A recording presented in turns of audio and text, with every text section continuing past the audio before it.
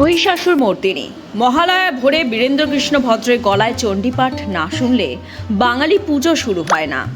সময়ের কালে ভেসে বাঙালি এখন অনেকটাই বদলে গেছে, কিন্তু মহালয়ার ভোরে রেডিওয় মহিষাসুর মর্দিনী শোনার জন্য এখনও তৈরি থাকেন আপামর বাঙালি।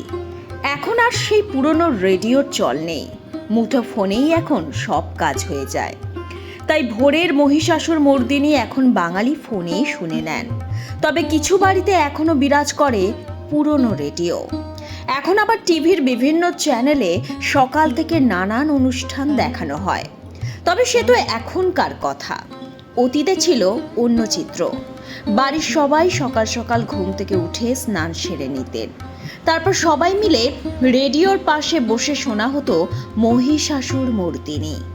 আকাশবাণীতে যখন প্রথম এই অনুষ্ঠান শুরু হয় তখন সেটি লাইভ হতো।